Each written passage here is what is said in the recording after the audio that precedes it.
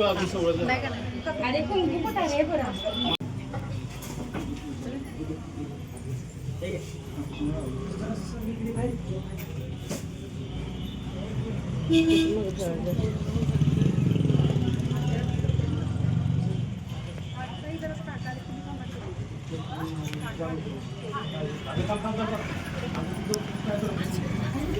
घेतलीस तू?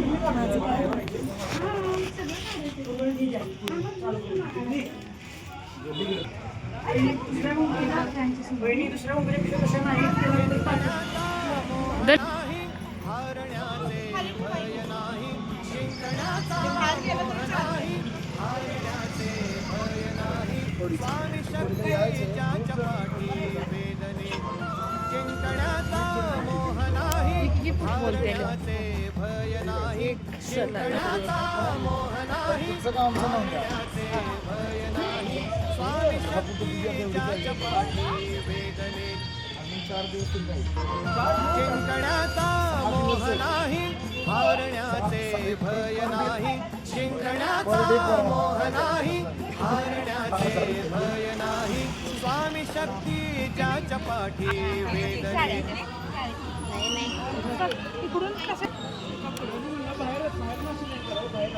इकडे बघ स्नेल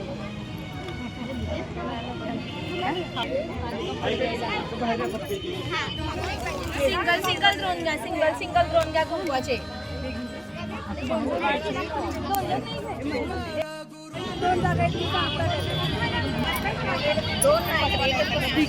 सांगायचे 2 जागा राहू दे ऐकायला येते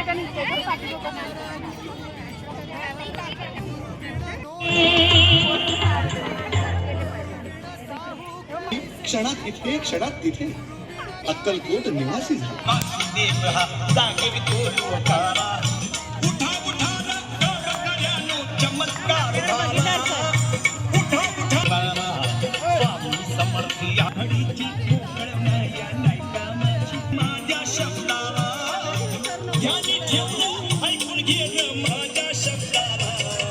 स्वामी समर्थ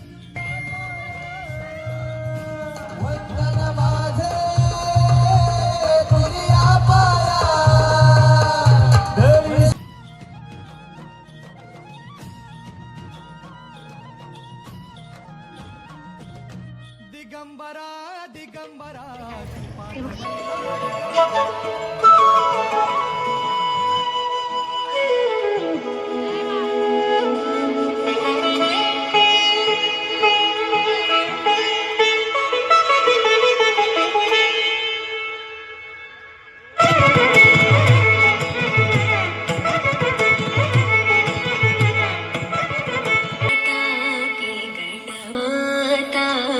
गणपतिं भजेऽहं वातापि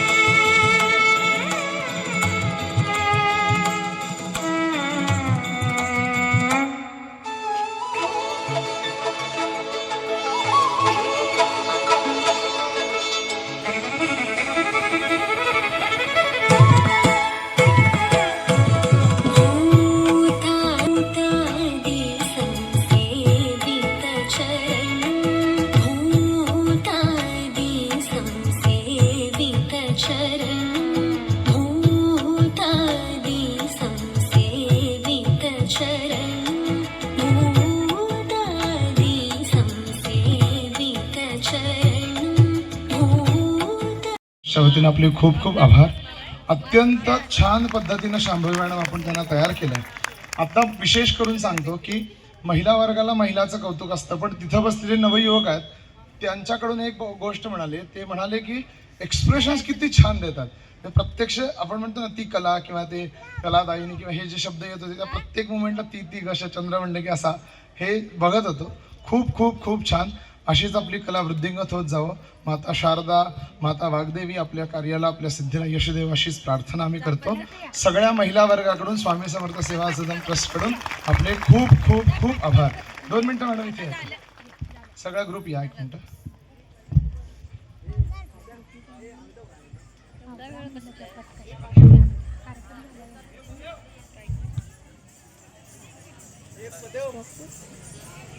हो दे ना बक्षीस दे.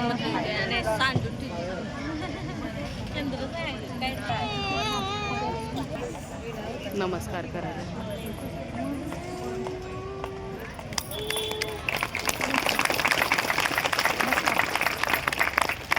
महिलांमध्ये कुणाचा वाढदिवस आहे असं कोण आहे का?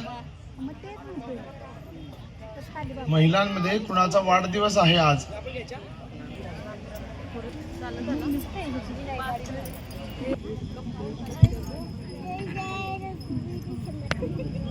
थोडा जाओ.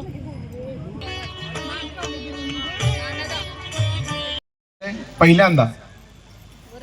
अच्छा, मग सांगणं गरजेचं आहे. कुंकुमार्चन मी आज तुम्हाला या सांगितलेलं आणि स्टेजवर बोलवतो सांगितलेलं आणि कोण राहिले असं नाही ना? हां, क्षमा, नाहीतर असं व्हायला नको मी बोलवलं. हां, तर कुंकुमार्चन म्हणजे काय? कुंकुमार्चन एखाद्या गोष्टीचं अर्चन म्हणजे वाहणे, मार्चन म्हणजे तो शब्दी संधी विग्रह करून अर्चना पद्धतीला मार्चन असं आपण म्हणतो. किंवा एखादी गोष्ट देवीवर वाहणे, तर कुंकू वाहिलं, कुंकवाचं अर्चन करणं, वाहणं, कुंकवाची पूजा करणं म्हणजे कुंकुमार्चन. बेलपत्र, बेलांनी केलेल्या अर्चनाला बेलार्चन म्हणतात. सुभग ऋषींनी सांगितलेल्या दानानुसार सवण्याच्या पद्धतीला आपण आजारपणासाठी बरं करण्याचं साधन म्हणजे आपल्याला तुळस आहे. बाह्यतम गोष्टी असतात, करणी बाधासारख्या यांसारख्या गोष्टी, तर दरम्यान त्यावेळेला देवीवर बेलानं अर्चन करावं. बेलार्चन करायचं, बेल व्हायचा. त्याच्यानंतर घरामध्ये जर आर्थिक समृद्धी होत नसेल, लक्ष्मी श्रियास थांबत नसेल, तर दरम्यान करावयाच्या कुंकुमार्चनाच्या पद्धतीला म्हणता तेव्हा कुठलं करायचं तर कनकार्चन करायचं. कनक म्हणजे सोनं वाहणे. आता पैसे नाही आहेत आणि सोनं कुठलं व्हायचं असा जेव्हा प्रश्न उभारतो, सगळ्यांनी जरा टाळ्याच्या 13व्या स्नुषात. तर ताई, आपल्या सेवा सदन ट्रस्ट कडून खूप खूप खूप स्वागत.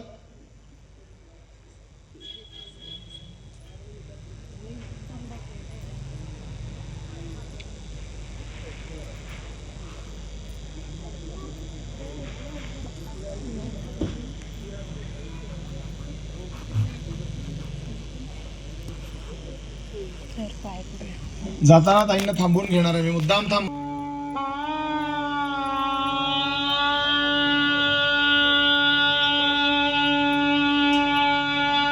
सुस्वागतम सुस्वागतम सुस्वागतम. नाथ कोळीचे चौकदार आम्ही बरं का. दत्त महाराज आहेत म्हणल्यावर आम्हाला ती चौकदारकी कायम लागू होते.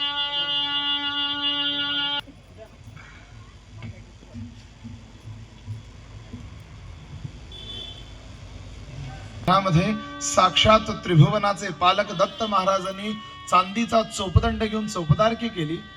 तर त्या दत्त महाराजांच्या कुळामध्ये ज्यांचा जन्म झाला, त्या कुळात ज्यांचा जन्म झाला ते एकनाथ महाराज, आणि त्यांच्याच कुळामधल्या स्नुषा आपल्याला आज व्यासपीठावर मिळतात. आपल्या सगळ्यांचं हे भाग्य आहे बरं काय.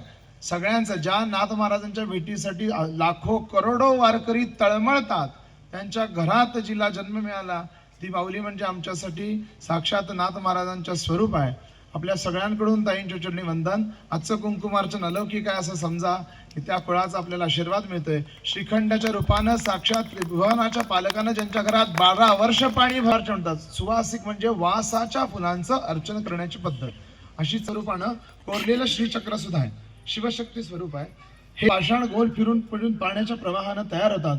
त्याला नर्मदेश्वर लिंग म्हणतात. कधी ऐकलं असेल नर्मदेश्वर, तर हे शिवशक्ती स्वरूप नर्मदेश्वर लिंग, ज्याच्या वर माता स्वतः विराजमान असतात आणि खाली भगवान शंकर. म्हणजे एक बाजू वेगळी एक बाजू वेगळी दिसते का? तर अशा पद्धतीनं त्याच्यावर आपण आज कुंकुमार्चन करणार आहे. ज्यांच्या ज्यांच्याकडे श्रीयंत्र आहेत बसू दे इथं.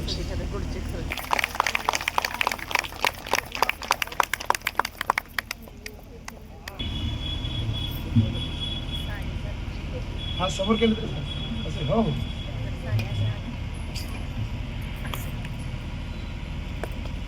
खूप खूप स्वागत ताई. सगळ्या काय होत आहे की महिला मग त्यासाठी भीड करतील पटकन म्हणून आधी काय सांगितलं नव्हतं.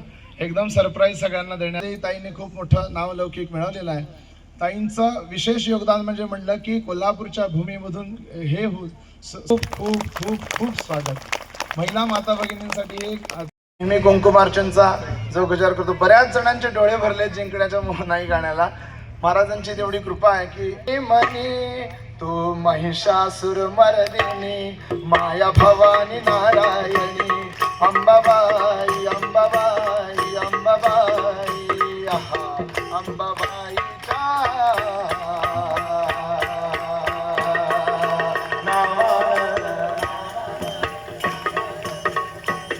तुझा भवानी आईच्या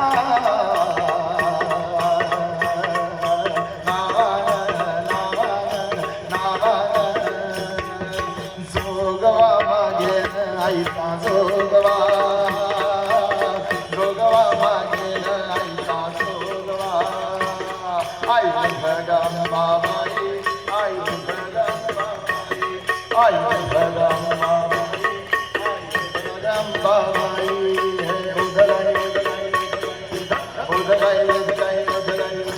अनाद निर्गुण प्रगटली भवानी उदकाई उदकाई उदकाई उदकाई उदकाई उदकाई उदक मोहम्मद शकुरा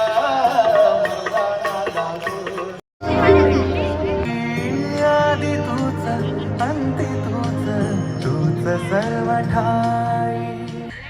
गुरुजींसकट अगदी म्हणजे जे आता मान्यवर मंडळी आहेत. गेली 1.5 वर्ष कोल्हापुरात मी शूटिंग निमित्त राहते. चित्रनगरीत माझी मालिका. गुरुजींनी मगाशी सांगितलं की स्वामींना मी मानते. मी स्वामींची भक्त आहे असं नाही म्हणणं. स्वामींना मी खूप मानते. तसंच शंकर महाराजांना पण मी खूप मानते. आणि त्या मानण्यामागचं ना एक कारण असतं की कुठेतरी आपल्याला त्याचे अनुभव आलेले असतात. मी जेव्हा गुरुजींशी बोलले होते तेव्हा हेच म्हणाले होते की खूप परीक्षा बघतात स्वामी. खूप परीक्षा बघतात. म्हणजे इतकी परीक्षा बघतात की मी त्यांच्याशी माहीत नाही तर हे तुम्हाला पटेल की नाही पण मी स्वामींची आणि असं बऱ्याचदा असं झालंय की असं माझ्यासोबतच का माझ्याबरोबर असं होतं. माझे मिस्टर 2013 साली वारले. मी सिंगल मदर आहे आणि लग्नानंतर 5 वर्षातच हे सगळं झाल्यामुळे मुलगी अगदी लहान. त्याच वेळेला मला कोणीतरी एक म्हणतो ना आपण की ती अशी एक चेन तयार होते स्वामींची म्हणजे स्वामी भक्तांची. मला कोणीतरी सांगितलं की तू जा तिथे दादरला मठ आहे स्वामींचा तिथे जा आणि तुझ्या मनातल्या इच्छा काय आहे तुला काय वाटतंय ते सगळं बोल त्यांच्याशी. मी म्हटलं तोपर्यंत स्वामी समर्थ माहीत नव्हतं. मी गेले पहिल्यांदाच गेले. संध्याकाळची वेळ होती. गुरुवार होता नेमका. बघा हा योगायोग असतो फक्त कडून आलेला. केलं त्याबद्दल खूप खूप धन्यवाद.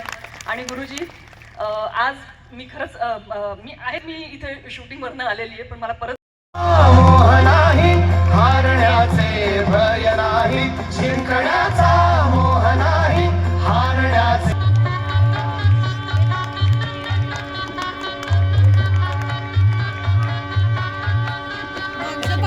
सदन ट्रस्टमध्ये आपलं मनपूर्वक स्वागत. आपण इतका अमूल्य वेळ देऊन आज आलात. अजून फक्त 10 मिनिटं मिळाले तर खूप बरं होईल.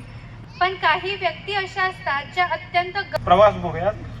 तर सगळ्यात पहिला आईंचं की आज जे सेवा सदन आहे ते फक्त आईंमुळे आहे. कारण आईंचं वय बघा पण आई सकाळी